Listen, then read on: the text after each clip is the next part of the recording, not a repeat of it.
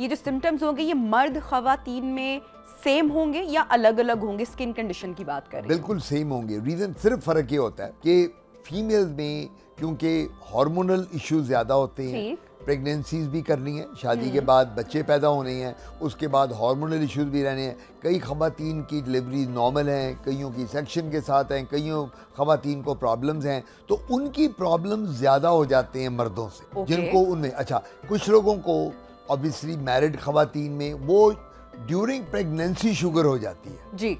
During, वो कहते हैं जी ये इसको, वो औरत कहती है जी मेरी ये फर्स्ट सेकंड प्रेगनेंसी है, मुझे कभी शुगर नहीं हुई, पहली दफ़ा मुझे प्रेगनेंसी में हुई है। अच्छा, वो ख़वातीन को अगर शुगर प्रेगनेंसी में हो तो उसकी भी मैनिफेस्टेशन स्किन पे आती है, अगर वो हो उसमें खारिश, और सबसे बड़ी इसकी जो होती है मैनिफेस्टेशन वो खारिश है। यानी खारिश का होना बहुत ज़रूरी एक सिम्टम में आता है जो हम डायबिटीज़ में देखते हैं।